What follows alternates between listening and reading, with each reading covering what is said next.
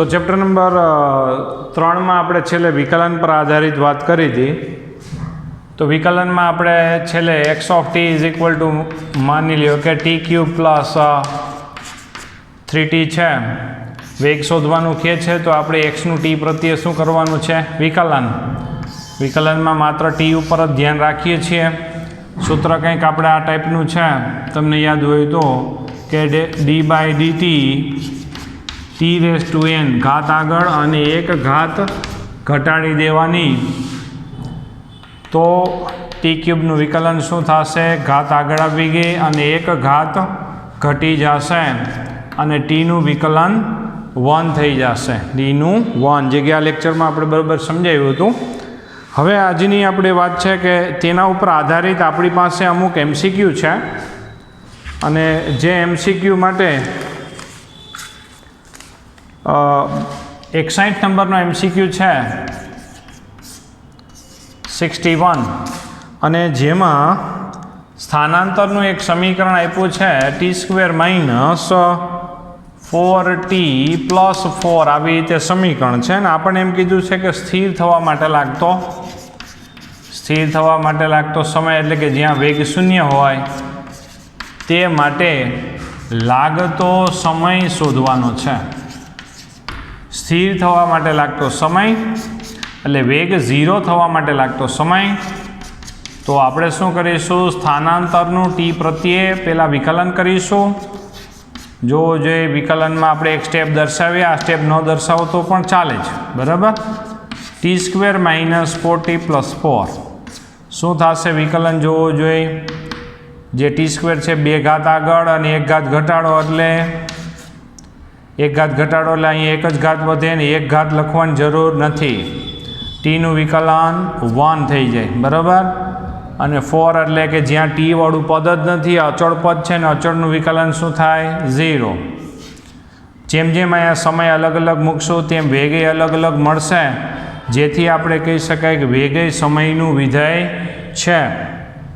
તો હવે આપણે વેગ શૂન્ય થવા માટે એટલે કે સ્થિર થવા માટે લાગતો સમય શોધવાનો છે, એટલે કે વેગ 0 છે, આપણે એવું લખીશું, એટલે અહીંયા વેગ 0 લખી નાખીએ તો 2t માઇનસ 4 આ બાજુ જાય એટલે પ્લસ થઈ જાય, તો t બરાબર 2 સેકન્ડ એવો જવાબ આવશે, એટલે કે બી જવાબ આવશે। ત્યાર પછી આના જેવો જ આપણી પાસે એક 67 નંબર છે, જોવો જોઈએ, સેમ આના જેવો છે, 67 નંબર જોવો જોઈએ। એમસીક્યુની વાત કરીએ છીએ, આપણા લીથામાં રહેલા એમસીક્યુ, જે આપણા લીથામાં પેજ નંબર 11 ઉપર રહેલા એમસીક્યુની વાતો કરીએ છીએ। 67 નંબરમાં સમીકરણ છે કે એક સ્થાનાંતર y is equal to -2/3t², પછી પ્લસ 16t પ્લસ 2, આવી રીતે સમીકરણ છે અને રકમમાં એની છે સ્થિર થવા માટે લાગતો સમય શોધવાનો છે, તો સ્થાનાંતરનું ટી પ્રત્યે વિકલન કરી નાખીએ છીએ, બરાબર। સ્થાનાંતરનું ટી પ્રત્યે વિકલન કરો જોઈએ, જો આ 2 આગળ આવી જશે એટલે અહીંયા આવી જશે 4 અને 1 ઘાત ઘટાડો એટલે અહીંયા 1 જ વધશે, બરાબર। પછી ટીનું વિકલન 1 થઈ જાય એટલે 16, અહીંયા વેગે સમયનું વિધેય છે એમ લખશું, કારણ કે જેમ અલગ અલગ સમય મૂકશું તેમ વેગ અલગ અલગ મળશે, વેગ એ સમયનું વિધેય છે, બરાબર। ફરીથી વિધેય માટે ફરીથી રિવિઝન કરાવીએ, જેમ જેમ સમય બદલશે તેમ વેગ બદલશે, બરાબર। તો એના માટે ગાણિતિક શબ્દ એવો છે કે વેગ એ સમયનું વિધેય છે, જેને આપણે વી ઓફ ટી વડે, આ વી ગુણ્યા ટી નથી, વી ઓફ ટી છે એવી રીતે દર્શાવીએ છીએ। તો વેગ 0, કારણ કે રકમમાં છે સ્થિર થવા માટે લાગતો સમય, અને આ બાજુ લઈ જાઓ એટલે 4/3t બરાબર 16, ચોકે 16 થઈ જશે અહીંયા, અને 3 આ બાજુ એટલે કે 4 તેરીને 12 સેકન્ડ। આપણા લીથામાં જવાબમાં ભૂલ છે એટલે 12 જવાબ આપણે સિલેક્ટ કરી નાખશું, જવાબમાં સુધારો કરી નાખશું, પ્રિન્ટિંગ મિસ્ટેક છે, બરાબર। પછી 62 નંબરનો MCQ જોવો જોઈએ। 62 નંબરના MCQમાં આપણને એમ કીધું છે કે પાછું y = 3 - 4t + 9t² છે, જોવું જોઈએ બરાબર। શરૂઆતનો વેગ શોધવાનો છે, શરૂઆતનો વેગ આપણે શોધવાનો છે, એટલે કે પ્રારંભિક વેગ એટલે કે જે t = 0 સમયે વેગ હોય તે શોધવાનો છે। સોલ્યુશનમાં શું કરીએ છીએ જોજો બરાબર। સ્થાનાંતરનું t પ્રત્યે વિકલન કરશું એટલે મળશે વેગ। જો આનું વિકલન, પહેલું પદ જ અચળ છે, અચળનું વિકલન થાય 0, પછી ટીનું વિકલન થાય 1 એટલે 4 એમનેમ, જોજો બરાબર। 2 આગળ આવી જશે એટલે શું થયું, 9 દૂને 18 ટી, એની 2 માંથી 1 ઘાત ઘટાડો એટલે 1 જ વધે ને 1 ઘાત લખવાની જરૂર રહેતી નથી। -4 + 18t। અહીંયા વેગ સમયનું વિધેય એમ દર્શાવી શકાય, કારણ કે જેમ અલગ અલગ સમય લખશો એમ વેગ અલગ અલગ મળશે। તમને એમ કીધું છે કે શરૂઆતનો વેગ એટલે કે t = 0 સમયે વેગ શોધવાનો છે। તો t = 0 સમયે એટલે કે t ની જગ્યાએ મેં લખ્યું 0, v0 આને વચાય એટલે 0 સમયે વેગ। આ -4 એમનેમ, અહીંયા t ની જગ્યાએ 0 એટલે -4 જવાબ આવી જશે। સ્થાનાંતર માટે કોઈ એકમ નથી લખ્યો એટલે ખાલી આમ એકમ કરીને લખવાનું થાય। -4 એટલે એનો મતલબ એવો થયો કે વેગનું મૂલ્ય 4 એકમ છે, પણ માઇનસ એટલે કે ઋણ x અક્ષની દિશામાં છે। ત્યાર પછી આવો 68 નંબર છે, જોવો જોઈએ। 68 જેવો આપણે ગયા લેક્ચરમાં આપણે વિચાર કર્યો હતો કે જેમાં સ્થાનાંતર x = t³ + 4t² -2t + 5 આવી રીતે છે। ચોથી સેકન્ડે વેગ શોધો એમ કે છે। આ મીટરમાં છે અને સમય સેકન્ડમાં, ચોથી સેકન્ડે વેગ શોધો એમ કે છે। તો આવા MCQ આપણે ગયા લેક્ચરમાં જોયા હતા। વેગ શોધવા માટે સ્થાનનું t પ્રત્યે વિકલન કરીએ છીએ, સ્થાનનું t પ્રત્યે વિકલન કરીએ છીએ। જો આનું વિકલન કરો તો શું આવશે, 3t²। જો 3 આગળ 1 ઘાત ઘટી એટલે 2 પ્લસ આનું વિકલન શું થશે જોજો બરાબર। માઇન્ડમાં વિકલન કરતા જાજો એટલે પ્રેક્ટિસ થતી જાય।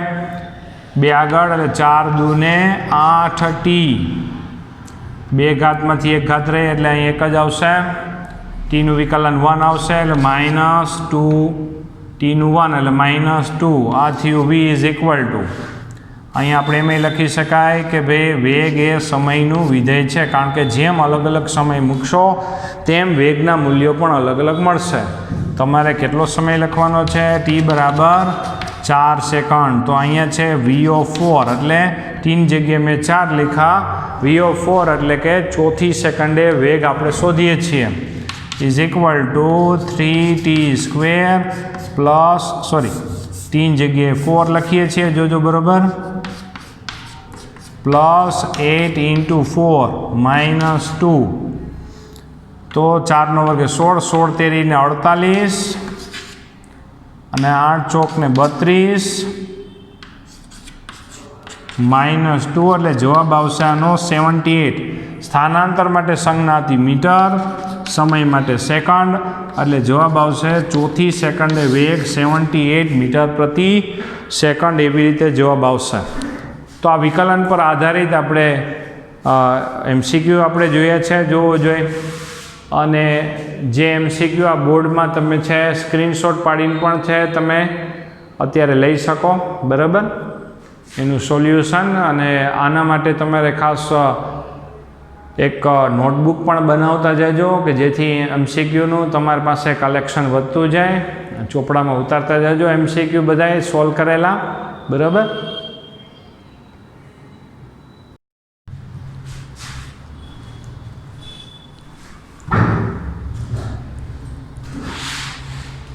તો અહીંયા છે આ બધા એક્ઝામ્પલ પછી MCQ પછી આપણે હવે જે લીથામાં આગળ આપણે થિયરીનો જે ટોપિક છે એ આગળ વધારીએ છીએ અને તે ટોપિક છે આપણા માટે પ્રવેગ નામનો ટોપિક છે. પ્રવેગ જે સામાન્ય રીતે તેની ચર્ચા આપણે ધોરણ 9માં પણ આવી ગયેલી છે. તેમાં જ થોડું રિનોવેશન કરીશું, સુધારા કરીશું, આગળ વધીશું અને આગળની ચર્ચાઓ આગળ વધારીશું.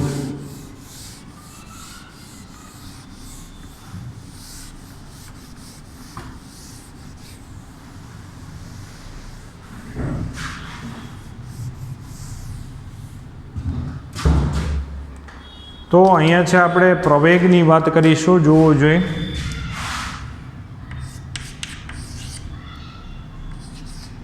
ટોપિક છે આપણો પ્રવેગ વિશે સમજાવો.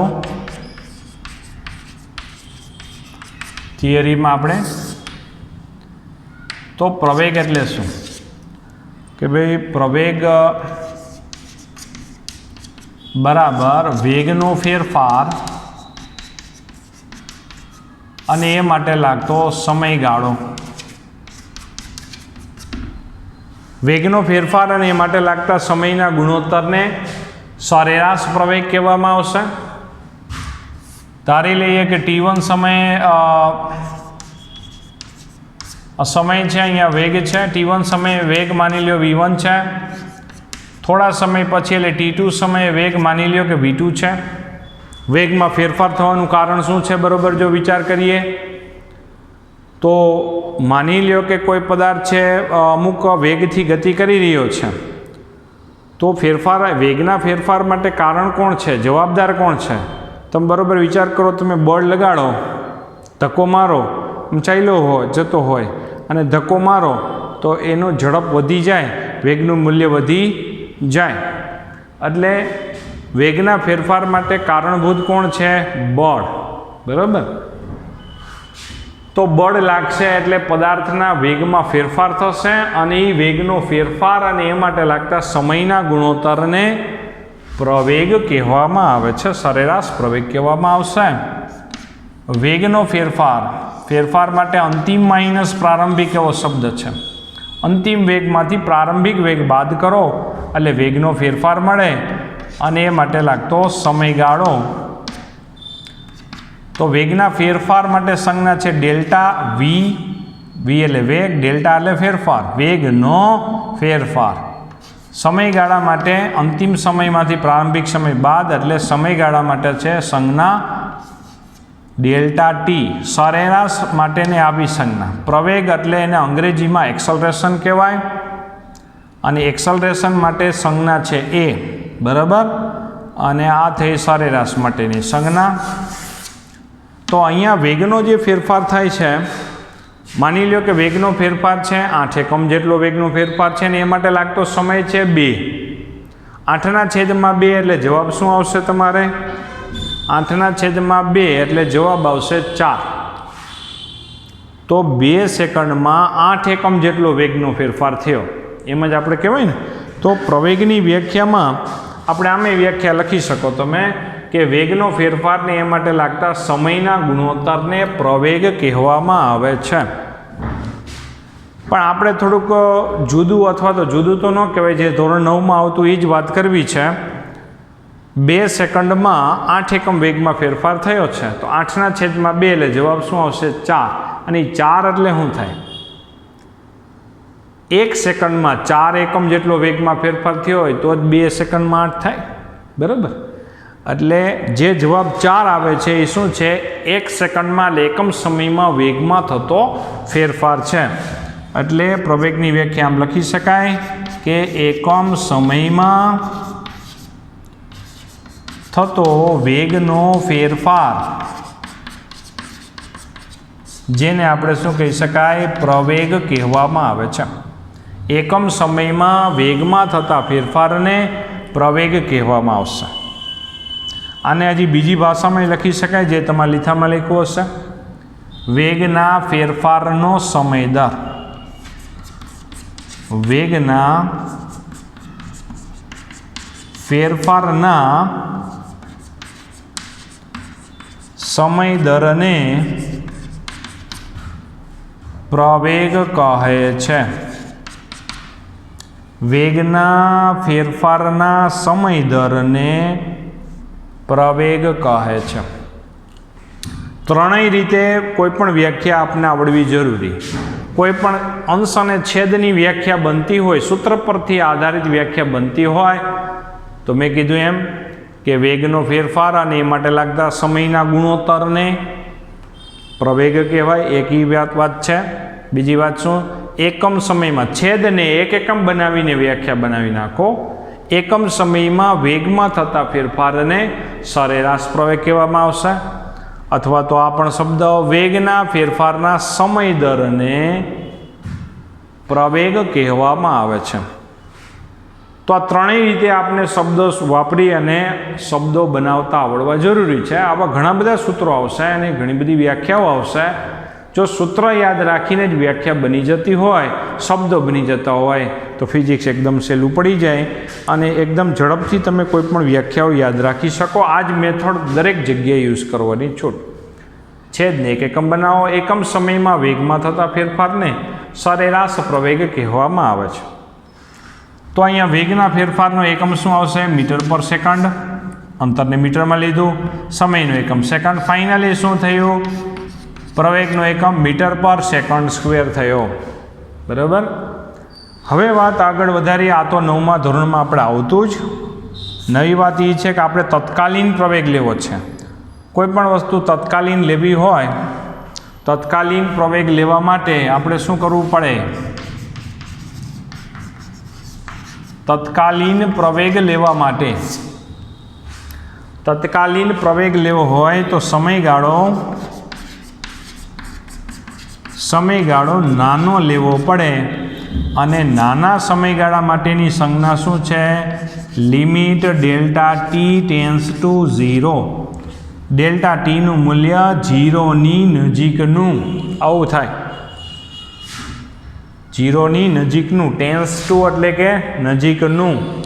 તો તત્કાલીન પ્રવેગ લેવો હોય તો તમારે શું લેવું પડશે? અહીંયા limit delta T tends to 0. અને એમને વાંચવાનું લિમિટ ના છેદમાં ડેલ્ટા ટી ટેન્સ ટુ 0. કેમ વાંચવાનું? Limit delta T tends to 0. એટલે કે અમે અહીંયા સમયગાળો નાનો પસંદ કર્યો છે એવી વાત છે. અને ત્યારે વેગનો ફેરફાર અને એ માટે લાગતો સમયનો ગુણોત્તર લઈ લો તો તમને તત્કાલીન પ્રવેગ એટલે એક્સલરેશન મળી જાય. અહીંયા આપણે સરેરાશની જે આ સંજ્ઞા યુઝ કરી છે એ નહીં લખીએ, કારણ કે હવે આ થઈ ગયો તત્કાલીન પ્રવેગ. જૂની સ્ટોરી યાદ કરો. હમણાં આપણે ભણ્યા હતા એવી જ કે સમયગાળો નાનો છે એના માટેની એક સંજ્ઞા છે, ડીટી નામની સંજ્ઞા છે. જો સૂક્ષ્મ સમયગાળો, અને સૂક્ષ્મ સમયગાળામાં વેગમાં ફેરફાર કેવો થતો હોય? અતિ સૂક્ષ્મ, જેને દર્શાવીએ છીએ ડીવી વડે. તો આપણે જો આ ગુજરાતીમાં લખી નાખીએ છીએ કે આ સૂક્ષ્મ વેગનો ફેરફાર છે અને છેદમાં શું છે? સૂક્ષ્મ સમયગાળો છે. સૂક્ષ્મ સમયગાળો અને સૂક્ષ્મ સમયગાળામાં વેગનો ફેરફાર અતિ સૂક્ષ્મ એ બરાબર ડીવી બાય ડીટી. આને આપણે આમ વાંચાય ડીવી બાય ડીટી. ગણિતની ભાષામાં યુઝ કરીએ આનો. ગણિતની ભાષામાં આને શું કહેવાય? વીનું ટી પ્રત્યે વિકલન. એટલે એનો મતલબ એવો થયો કે વેગનું ટી પ્રત્યે વિકલન કરો તો પ્રવેગ મળી જશે. વેગનું ટી પ્રત્યે વિકલન કરો એટલે પ્રવેગ મળે. વેગનું ટી પ્રત્યે વિકલન કરો એટલે તત્કાલીન પ્રવેગ મળી જશે. એ બરાબર ડીવી બાય ડીટી. તો અહીંયા તમને એટલી તો ખ્યાલ જ છે. જૂની વાત યાદ કરીએ તો કે સ્થાનનું ટી પ્રત્યે વિકલન કરો તો વેગ મળે અને પાછું વેગનું વિકલન કરો તો પ્રવેગ મળે. એનો મતલબ કે સ્થાનનું ટી પ્રત્યે એકવાર વિકલન કરો, વેગ મળી ગયો. વેગનું પાછું ટી પ્રત્યે વિકલન કરો તો પ્રવેગ મળી જાય. એમ વિકલન આપણી લાઈફમાંથી જવાનું નથી. આ વીની કિંમત જો મૂકીએ છીએ, બરાબર જોજો, વીની કિંમત અહીંયા મૂકીએ છીએ. આ વી છે. વીની કિંમત મૂકી મેં dx/dt અને અહીંયા છે આ d/dt. હાલો a = તો વીની જગ્યાએ dx/dt ને d/dt તો અહીંયા હતા જ, બરાબર. તો શું થયું? સ્થાનનું ટી પ્રત્યે એકવાર વિકલન અને પાછું વિકલન. આમ અહીંયા સ્થાનનું ટી પ્રત્યે કેટલી વાર વિકલન થાય છે? 2 વાર. તો 2 વાર વિકલનની પણ એક સંજ્ઞા છે. જો d2x/dt2 આમ વાંચી શકાય ને, d2x/dt2 આમ આને વાંચી શકાય. આ સ્થાનનું 2 વાર વિકલનની સંજ્ઞા છે. હવે જો આને આમ ટેલી ન કરતા d × d એટલે d² તો થઈ ગયો, અહીંયા d × d એટલે d² ન થયું. આ કોઈનો ગુણાકાર કે એવું નથી, આ માત્ર 2 વાર વિકલનની સંજ્ઞા. અને કોનું વિકલન થાય છે? જોજો બરોબર, સ્થાનનું વિકલન થઈ રહ્યું છે. સ્થાનનું ટી પ્રત્યે એકવાર વિકલન કરો વેગ, પાછું વિકલન કરો એટલે 2 વાર વિકલન કરી નાખો તો પ્રવેગ મળી જાય. અને આ 2 વાર વિકલનની શું છે? સંજ્ઞા, જેને આમે વાંચી શકાય d²x/dt². હજી એક બીજી પણ સંજ્ઞા છે કે સ્થાનનું ટી પ્રત્યે કેટલી વાર વિકલન કરીએ તો પ્રવેગ મળે? 2 વાર. તો ઉપર હું 2 ડોટ વડે દર્શાવી દઉં, જોજો બરાબર. આને આમે દર્શાવી શકે. આ 2 વસ્તુ એક જ છે. સ્થાનનું ટી પ્રત્યે 2 વાર વિકલન, તો આ 2 ડોટ અહીંયા કર્યા. સ્થાનનું ટી પ્રત્યે 2 વાર વિકલન એટલે x ડબલ ડોટ. કેમ વાંચીશું એને? x ડબલ ડોટ વડે વાંચી શકાય. ત્યાર પછી જો આપણે વિચાર કરીએ, અહીંયા તમને ખબર હોય તો એક આવું ધોરણ 9માં આપણે f બરાબર ma કરીને સમીકરણ હતું, જેમાં દળ અદિશ રાશિ છે. અદિશ એટલે કે જેનું વર્ણન કરવા માટે દિશાની જરૂર પડતી નથી. શું કામે? ધારો કે કોઈને પૂછો કે તમારું દળ કેટલું, તો કે 50 કિલોગ્રામ. આપણે જરા એવી જાણવાની જરૂર નથી પડતી કે કઈ દિશામાં. ધારો કે તમને જ કોઈક પૂછે કે તમારું દળ કેટલું, તો આપણે કહીએ 50 કિલોગ્રામ, ને સામેવાળો વ્યક્તિ આપણને પૂછે કે કઈ દિશામાં તમારું દળ, તો આપણને છે એ માણસ ઉપર વિચાર આપે. આપણે એને કંઈ કહી ન શકીએ કે આ ભાઈ ગાંડો થઈ ગયો એવું લાગે આપણને. ફાઇનલી વાત આપણે એવું થાય, દળ અદિશ એટલે કે જેમાં દિશાની વર્ણન કરવા માટે જરૂર ન પડે. પણ તમને ખબર છે કે પ્રવેગ એ સદિશ રાશિ એટલે કે જેમાં દિશા સહિત વાત કરવી પડે. શું કામે? કારણ કે પ્રવેગની સ્ટોરીમાં છે વેગ, અને વેગ દિશા સહિત વર્ણન થાય છે. એટલે પ્રવેગ સદિશ રાશિ, તો સામે બળ સદિશ રાશિ. તો પ્રવેગની જે દિશા હશે એ જ આપણા બળની દિશા હોય. અથવા તો ઊંધું બોલીએ, જે આપણે યોગ્ય લાગશે કે બળની જે દિશા હોય તે જ પ્રવેગની દિશા બને. તો અહીંયા છે અમુક વિધાનો જો આપણે ટેલી કરવા છે કે જો બળની જે દિશા હોય એ જ પ્રવેગની થઈ. એમ નથી કહેતા કે બળ બરાબર પ્રવેગ છે, પણ દિશાની જ વાત કરીએ છીએ. બળ એ વેગની દિશામાં લાગુ પડે, વેગની દિશામાં લાગુ પડે તો વેગના મૂલ્યમાં વધારો થાય. એટલે કે આવી ગતિને પ્રવેગી ગતિ કહેવાય. જો બળ એ વેગની દિશામાં લાગુ પડે, માની લો કે પદાર્થ આમ જતો હોય, વેગનો ફેરફાર કરવા માટે બળ તો જરૂરી છે. હમણાં જ આપણે વાત કરી કે માની લ્યો કે છે પદાર્થ આમ જઈ રહ્યો છે, કોઈ વ્યક્તિ આમ જઈ રહ્યો છે, આપણે જઈ રહ્યો હોય વેગની જે દિશા હોય એ દિશામાં બળ લગાડીએ તો તેના વેગના મૂલ્યમાં વધારો થઈ જાય, વેગનો ફેરફાર થઈ જાય. આ વેગના મૂલ્યમાં જે વધારો થાય એવી ગતિને પ્રવેગી ગતિ કહીએ છીએ. અને જો બળ એટલે કે પ્રવેગ એ વેગની વિરુદ્ધ દિશામાં લાગુ પડે, વેગની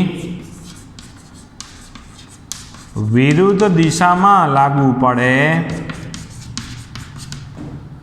તો વેગના મૂલ્યમાં ઘટાડો થાય અને આવી ગતિને આપણે પ્રતિપ્રવેગી ગતિ કહેવામાં આવશે. પ્રતિપ્રવેગી ગતિ. જો બળ એ વેગની વિરુદ્ધ દિશામાં લાગે, કોઈ વ્યક્તિ આમ જતો હોય ને વિરુદ્ધ દિશામાં ધક્કો લાગે તો એની ઝડપ ઘટે એટલે કે વેગનું મૂલ્ય ઘટે. વેગના મૂલ્યમાં ઘટાડો થાય તો એ વેગનો ફેરફાર તો થશે જ, અને આવી ગતિ પ્રતિપ્રવેગી ગતિ કહેવાય. અને એને ઋણ વડે પણ દર્શાવવામાં આવે. શું કામ એને દર્શાવવામાં આવે કે અહીંયા છે આવા કિસ્સામાં માની લો કે t1 સમયે વેગ v1 છે અને વેગની વિરુદ્ધ દિશામાં બળ લાગે એટલે કે પ્રવેગ લાગુ પડે તો અંતિમ વેગ એનો કેવો મળે? ઓછો મળે. ઓછો મળે તો શું થાય? ઓછામાંથી મોટું બાદ કરો તો જવાબ માઇનસ આવશે. એટલે પ્રતિપ્રવેગી ગતિના મૂલ્યો ઋણ પણ લઈએ છીએ. બરાબર. આમ પ્રવેગમાં બે વેરાયટી આવશે, પ્રવેગ ધન અને પ્રવેગ ઋણ. ઋણ પ્રવેગને આપણે પ્રતિપ્રવેગ વડે દર્શાવીએ છીએ. તો અહીંયા છે આપણે જે આ પ્રવેગ અને પ્રતિપ્રવેગ જે આ તમને ખ્યાલ હોય તો ધોરણ 9માં આવતું જ આવું કંઈક. તો આપણે જો લીથામાં આપણે જો ટેલી કરીએ તો પેજ નંબર 3માં જો સૌથી નીચે પ્રવેગ વિશે સમજાવો એ આપણો ટોપિક છે, જેમાં શરૂઆતમાં વ્યાખ્યા છે. વેગના ફેરફારના સમય દરને પ્રવેગ કહેવામાં આવશે. ત્યાર પછી ચોથા પેજમાં શરૂઆતથી જો જુઓ તો સરેરાશ પ્રવેગ બરાબર વેગનો ફેરફાર અને એ માટે લાગતો સમયગાળો, આવું એક સમીકરણ સરેરાશ પ્રવેગનું. પછી જો limit delta t tense to 0 લઈ લો એટલે આ પદ આવશે limit delta t tense to 0. હવે એક બીજી બાબત એક ચોખવટ કરી દઈએ કે અહીંયા જે આપણે તમને ખ્યાલ હોય તો સરેરાશ પ્રવેગ એટલે v2 - v1 લીધા છે એ કેપિટલ V છપાઈ ગયા છે. ABCDમાં તમને ખબર હોય તો કેપિટલ ABCD હોય, સ્મોલ એટલે કે બીજી ABCD હોય. તો અહીંયા વેગની સંજ્ઞા સ્મોલ v છે. અહીંયા પ્રિન્ટિંગ મિસ્ટેક છે, સુધારો કરી નાખજો. કેપિટલ V નહીં પણ કેવો? સ્મોલ v લેવાનો થાય. તો અહીંયા આવી રીતે જોવું જોઈએ. તો પ્રવેગ બરાબર આવી રીતે વાત આવશે. ત્યાર પછી vનું t પ્રત્યે વિકલન કરવાથી પ્રવેગ મળી જાય એવી વાત થશે. પછી સ્થાનનું t પ્રત્યે એકવાર વિકલન એટલે કે આવી રીતે દર્શાવી શકાય જે હમણાં લખ્યું તે મુજબ જે લીથામાં દર્શાવેલું છે x ડોટ એટલે કે સ્થાનનું t પ્રત્યે એકવાર વિકલન. આ બેયની સંજ્ઞાનો મતલબ એક જ છે. ત્યાર પછી છેલ્લે અહીંયા સુધી આપણે a = x ડબલ ડોટ. પછી આ વર્ણન છે પ્રવેગ એ વેગની દિશામાં લાગુ પડી જાય તો વેગના મૂલ્યમાં વધારો થાય એવી ગતિને પ્રવેગી ગતિ કહેવાય, જે ધન લેશું. જે આગળ એક્ઝામ્પલ આપણે જોશું એટલે વધારે ખ્યાલ આવશે. જો બળ એ વેગની વિરુદ્ધ દિશામાં હોય એટલે કે પ્રવેગ એ વેગની વિરુદ્ધ દિશામાં હોય તો એવા સંજોગોમાં વેગના મૂલ્યમાં ઘટાડો થાય એવી ગતિ પ્રતિપ્રવેગી ગતિ કહેવામાં આવશે. અને તે આપણે માઇનસ એનો જો આવશે. શું કામે? જે આપણે વિચાર કર્યો. તો અહીંયા સુધી વાત રાખીએ. આ બોર્ડમાં લખેલું છે એ મુજબ બરાબર છે. બધા વિદ્યાર્થી મિત્રો છે જોઈ લેજો, વ્યવસ્થિત રટણ કરી લેજો. પ્રવેગ એ આપણા માટે સૌથી અગત્યની રાશિ બનશે. શું કામે બનશે? જે આપણે આગામી દિવસોમાં આપણે બરાબર જોશું કે પ્રવેગ શું કામે આપણા માટે એટલું બધું અગત્યનું છે. કારણ કે આપણા માટે પ્રવેગ છે એ કી પોઈન્ટ છે એમ પણ કેવું હોય તો કહી શકાય એમ છે. બરાબર. કારણ કે પ્રવેગ ઉપરથી બળ આવશે ડાયરેક્ટ, જે આગામી ચેપ્ટરોમાં એટલે કે ચેપ્ટર નંબર 5માં આપણે બરાબર એ જોશું કે કેવી રીતે છે પ્રવેગ છે એ આપણા માટે અગત્યનું રહેશે. પ્રવેગની જે વ્યાખ્યા છે એકમ સમયમાં વેગમાં થતા ફેરફારને પ્રવેગ કહેવાય. એ રિયલાઇઝ કરવા જેવી બાબત છે, જે બરાબર રિયલાઇઝ કરજો એટલે ક્યાંય વાંધો આવશે નહીં.